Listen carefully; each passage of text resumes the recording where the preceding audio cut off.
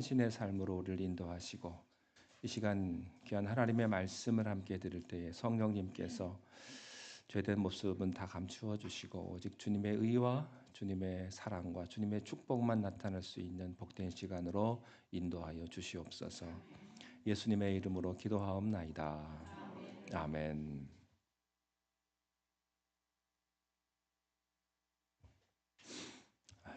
예수님께서 십자가에 못 박혀 돌아가시기 전에 사랑하는 제자들과 함께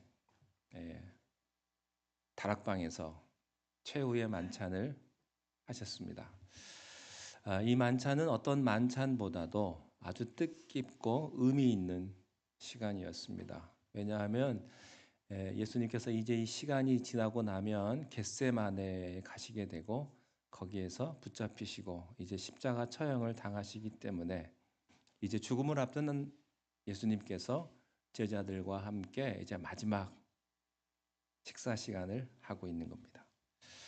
사람이 내일 죽는다는 것을 안다면 오늘 나의 대화가 달라질 것입니다. 사람 만나는 것도 달라질 것입니다.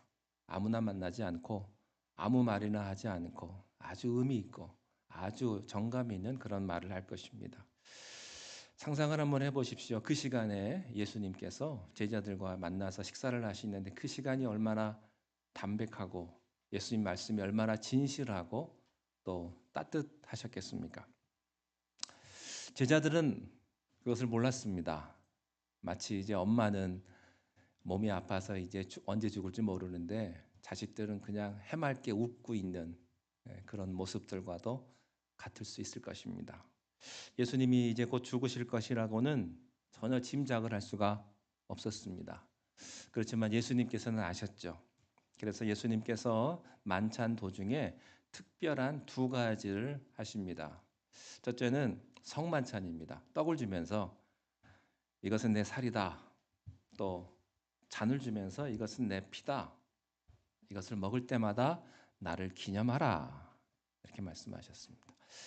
두 번째 예수님의 특이한 행동을 하셨는데 그것은 예수님께서 식사 도중에 갑자기 일어나셔서 대야에 물을 떠다가 제자들의 발을 하나씩 씻어 줬다는 것이죠. 물론 베드로가 도중에 약간 반항도 하긴 했습니다만 예수님께서는 베드로의 발까지 다 씻어 주셨습니다.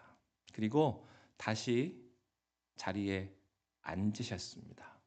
12절을 함께 읽겠습니다. 시작. 그들의 발을 씻으신 후에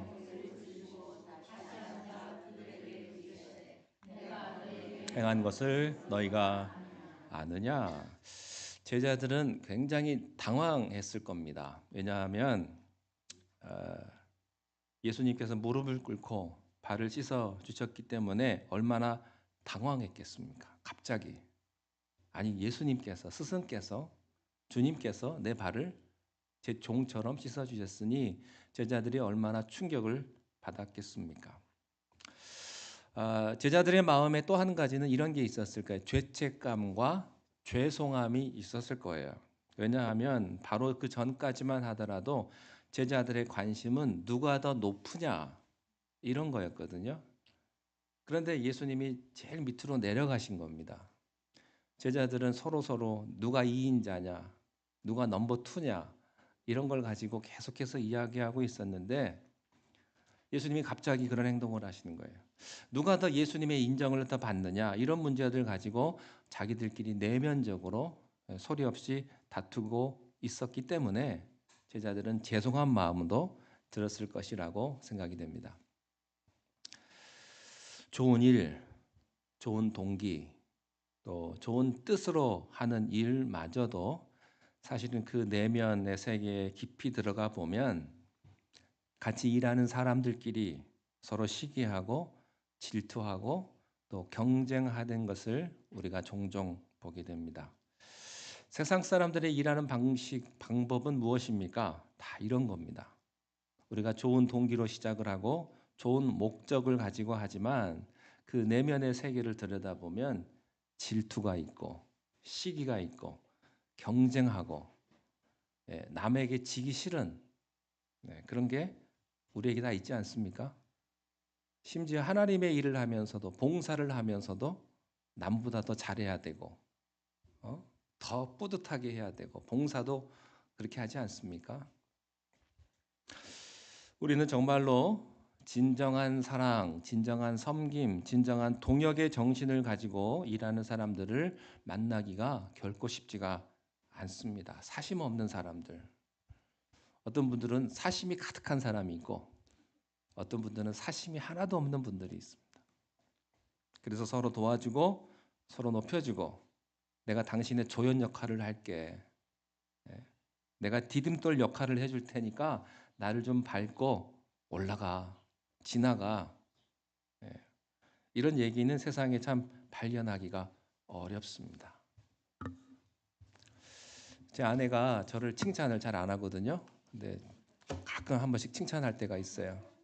저는 제가 찬양하는 걸 제가 들으면 못 듣겠어요. 너무 못하니까.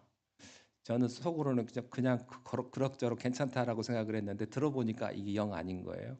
근데 제 아내는 괜찮대요. 특별히 괜찮을 때가 언제냐? 지휘자님이 베이스로 깔아줄 때 그때 제일 괜찮대요. 예, 너무 좋게 밑에서 깔아주시니까 베이스 저음을 쫙 해주시니까 제 고음이 듣기 좋다는 거예요. 예, 그 말도 맞는 것 같아요. 옆에서 누가 잘 해주면요 돋보여요. 돋보여요. 도와주는 사람이 있어야 돼요. 협력해주는 사람이 있어야 되고 그러면 서로 빛이 나는 거죠. 여러분 그래서 예수님께서 제자들에게 발을 씻어 주시고 난 다음에 자리에 앉으셔서 이런 말씀을 하시는 거예요. 내가 왜 이런 행동을 했는지 너희가 알겠느냐? 내가 왜 이렇게 했는지 너의 뜻을 알겠느냐? 발을 씻는 것보다 더 중요한 것은 마음을 씻는 일 아니겠습니까? 허리를 굽히는 것보다 더 중요한 것은 자존심을 꺾는 일 아니겠습니까? 자, 13절과 14절을 함께 읽겠습니다. 시작.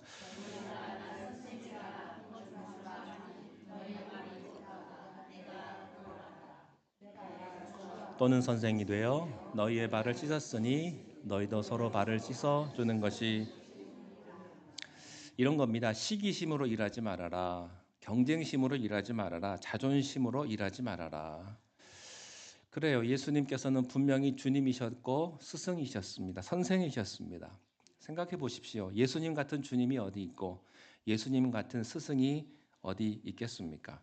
인류 역사상 예수님 같은 스승이 어디 있습니까?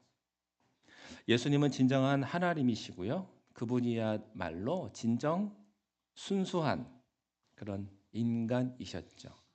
가장 높은 분이 가장 위대한 분이 제자들의 발을 씻어주는 이 사건을 우리들에게 보여주시면서 내가 왜 이런 행동을 했는지 너희들은 이해하겠니? 내 뜻을 알겠니? 라고 말씀을 하시는 거예요. 내가 주와 선생이 되어서 너희들의 발을 씻어 주었는데 너희들끼리도 서로 발을 씻어 주는 것이 마땅하지 않느냐? 이것이 옳은 것이 아니냐? 하나님께서 허물 많고 부족한 인간을 섬겨 주셨는데 우리가 서로 섬기고 발을 씻어 주는 것이 옳은 것이 아니냐? 마땅한 것이 아니냐? 하는 거예요. 여러분 이게 마치 뭐와 같냐면 빚졌다는 개념입니다. 우리는 서로 상대방에게 발 씻어 줄 빚을 진 거예요. 서로가. 네, 서로가. 우리가 여기서 몇 가지 중요한 영적 교훈을 발견할 수가 있습니다. 첫 번째는 높은 자일수록 낮아져야 한다는 법칙입니다. 겸손이란 무엇입니까? 힘이 있는 자가 자기 힘을 사용하지 않는 것입니다. 단순히 자기가 낮아지는 것을 의미하지 않은 거예요. 가진 자가 포기하는 것이 겸손입니다. 능력이 있는 사람이 져주는 것이 겸손한 거예요. 여러분, 능력이 없는 사람이 지는 건 당연한 거고요. 자기가 이길 수 있는데 안 이기는 거예요. 마치 아버지가 어린 자식을 보면 힘으로 이길 수 있는데 자식한테 져주죠. 그래, 너 이겼다. 잘한다. 안 가야 되는데 가는 것이고요. 그게 겸손입니다. 오만이란 무엇입니까? 힘 있는 자가 자기 힘을 사용하는 것을 가리켜서 오만이라고 하는 거예요. 가진 자가 더 가지려고 합니다. 그 정도 가졌으면 됐는데 예? 욕심이 한이 끝도 없어요. 땅도 뺏고 집도 뺏고 그리고 일터도 뺏고 회사도 뺏어 버리는 거예요. 더 가지려고. 여러분 이게 오만이에요. 오만은 능력을 가진 자가 횡포를 부리는 것입니다. 우리는 오만한 사람들을 가끔 봅니다. 오만한 사람들을 보면요. 눈동자부터 달라요. 말하는 것도 다르고요. 말하는 것도 왜 이렇게 오만한지 그리고 남을 무시하고 또 남을 지배하려고 하는지 몰라요. 그리고 자꾸 명령을 내려요. 자기가. 이래라 저래라. 그리고 그 사람 말을 들어보면요. 소리가 없어요. 사과를 절대 하지 않습니다. 오만한 사람은 목소리도 다르고요. 걷는 것도 폼이 달라요. 그런 거 보면 토 나오려고 그래요. 여러분 겸손이라고 하는 것은요. 힘을 절제하는 거예요. 내가 알면서도 속아주는 거예요. 그 사람이 무서운 사람이에요. 예수님의 리더십과 예수님의 영적 권위는 어디서부터 오는 것인가? 낮아짐에서부터 시작되었다. 누릴 수 있는데 안 누리시고 가질 수 있는데 안 갖는 사람을 보면요. 우리가 감동이 옵니다. 그분이 예수 그리스도였습니다. 그분은 마국간에 오셨습니다. 그리고 죄인들의 친구였고요. 예수님이 안 만나도 되는 사람들, 굳이 그 사람들을 만날 필요가 뭐가 있어요? 그 사람들을 만나 주시고 위로해 주시고 축복해 주셨다고 하는 것이죠. 두 번째 영적 교훈은요. 솔선수범입니다. 구약에 보면요. 아브라함과 또 롯 얘기가 나옵니다. 두 사람 사이에 갈등이 생겼습니다. 땅 때문에. 아브라함의 목자하고 롯의 목자가 싸우기 시작을 합니다. 사실 보스들은 안 싸우죠. 두목들은요, 그냥 뒤에서 지켜만 보고 있죠. 아브라함의 목자하고 롯의 목자가 아주 치열하게 싸워요. 근데요, 그 싸움은 아무도 못 말립니다. 뭐 아무리 어떤 조건을 내걸어도 이게 해결의 기미가 보이지 않는 거예요. 누가 해결해야 될까요? 윗사람이 해결해 줘야 되는 거예요. 보스가 두목끼리 만나 가지고 해결을 해야 이걸 해결할 수가 있는 거예요. 근데 그때 아브라함이 자기보다 아랫사람인 롯에게 찾아가 가지고 먼저 말을 합니다. 네가 좌하면 내가 우하고 네가 우하면 내가 좌하겠다. 여기서 싸움을 그치자. 이 사람이 바로 아브라함입니다. 여러분, 누가 형님입니까? 먼저 화해하는 자가 형님입니다. 나이 많은 게 형님이 아니고 먼저 일을 풀어가는 사람이 형님이고요. 먼저 일을 해결해 가는 사람이 큰 사람이에요. 왜 그렇습니까? 우리는 다 피차 죄인인데 피차 잘못한 것이 있는데 누가 더 잘나고 누가 못나고는 없어요. 아브라함은요. 네가 좌하면 내가 우하고 네가 우하면 내가 좌하겠다. 먼저 가서 이 사건을 해결하는 거예요. 예수님께서는 식사 도중에 직접 일어나셔서 그들의 발을 씻어 주신 것입니다. 진정한 리더십은 솔선수범에 있다고 하는 것입니다. 자, 세 번째,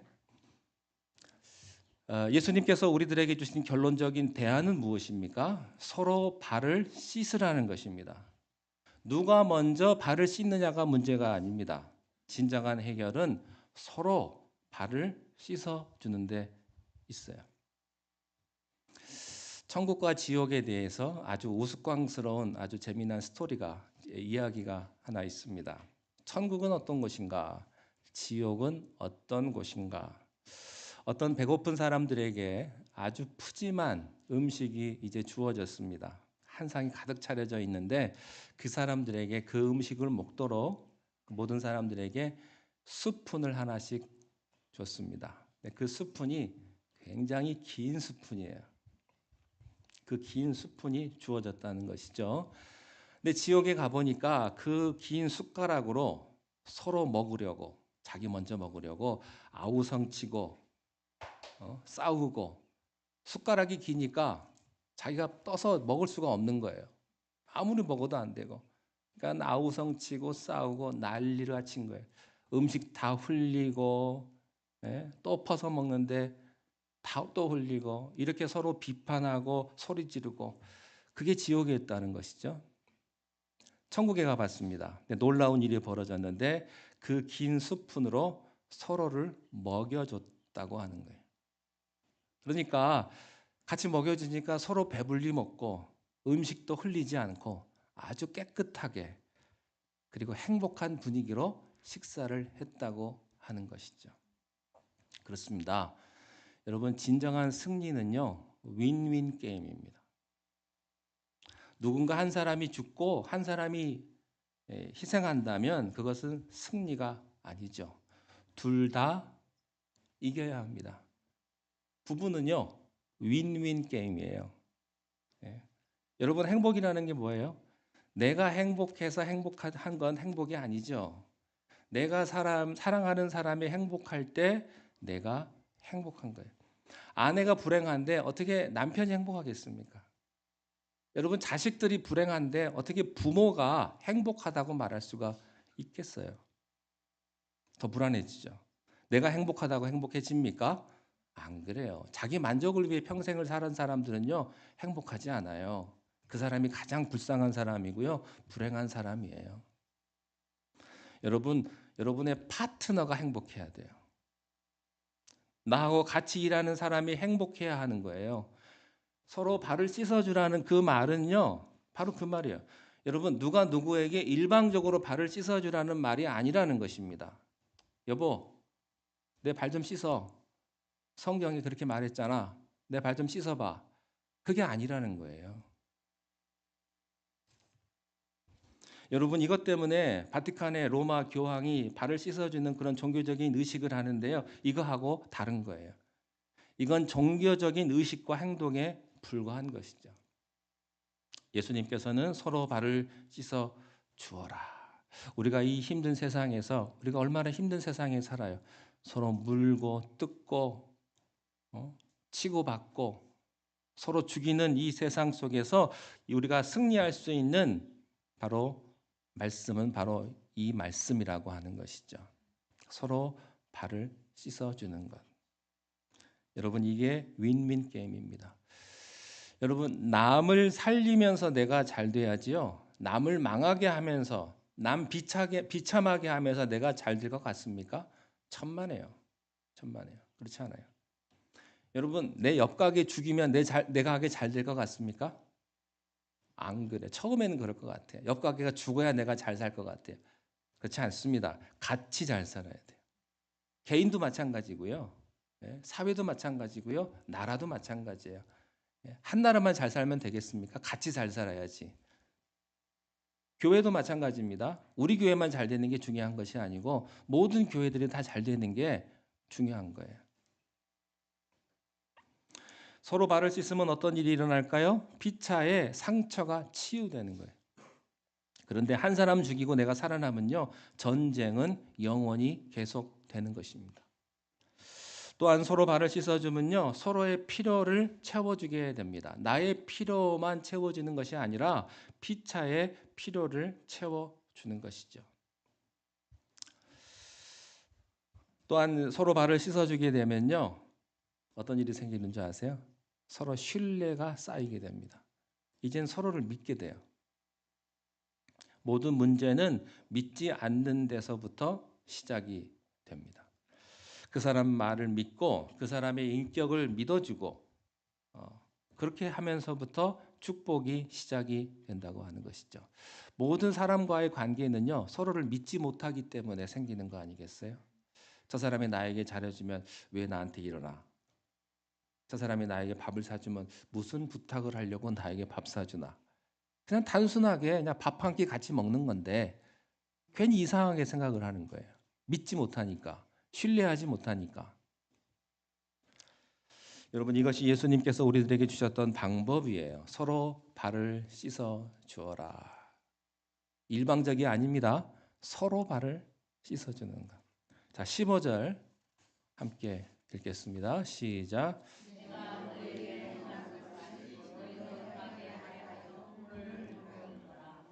예수님께서 말씀하십니다. 내가 너에게 행한 같이 이제 본을 보여준다. example.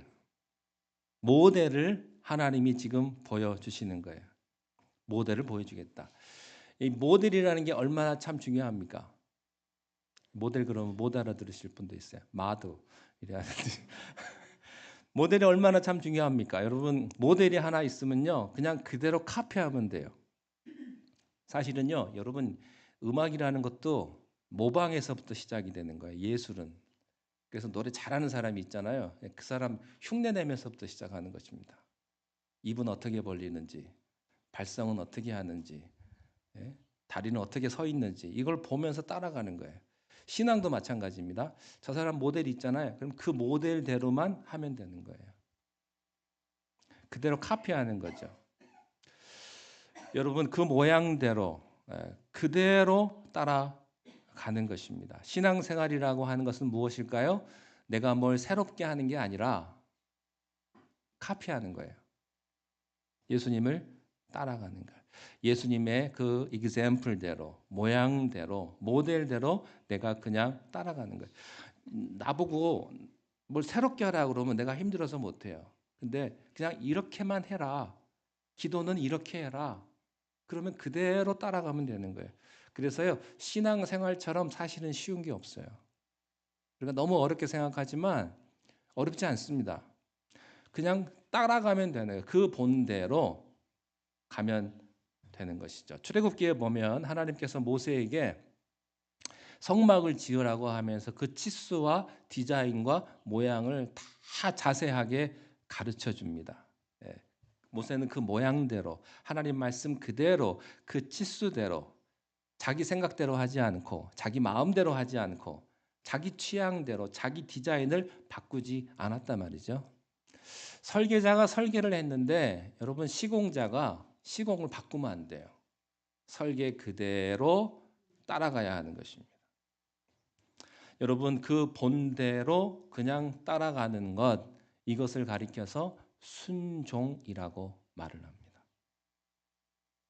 그래 순종이라는 게 뭐냐면요 내 마음대로 하는 게 아니고요 예? 그 말씀대로 그 모양대로 따라가는 거예요. 그런데요 그대로 따라가면 재미없을까요? 아니에요. 예. 여러분 기도를 왜 열심히 하는 줄 아세요? 기도 응답의 경험이 있는 사람은요 재밌으니까 또 하는 거예요. 기도 응답이 없는 사람은요 재미없어요. 여러분 신앙의 어떤 경험을 한 사람들은요 이것처럼 즐겁고 이것처럼 기적과 능력과 경험이 없는 거예요. 기가 막힌 감동과 희열이 있는 거예요. 예. 그대로 했더니 되더라 이거예요. 지도대로 이렇게 갔는데 금맥이 있더라 이거예요. 신이 나는 거죠. 기쁨이 터지는 거예요. 에이 그렇게 하면 될까? 그런 사람은 절대 안 됩니다. 그러나 그 말씀을 믿고 따라가는 사람에게는요 그런 기적이 일어나는 것입니다. 우리의 본이 되신 예수 그리스도. 자 16절과 17절을 함께 읽겠습니다. 시작. 내가 진실로 전실로 너희에게 이르노니 크지 못하고 보냄을 받은 자가 보낸 자보다 크지 못하나니 너희가 이것을 알고 행하면 복이 있으리라. 저는 여러분과 여러분 가정에 이 17절에 복이 있기를 바랍니다. 너희가 이 말씀을 듣고 행하면 복이 있을 것이다. 어떻게 하는 거예요? 서로 발을 씻어주는 것.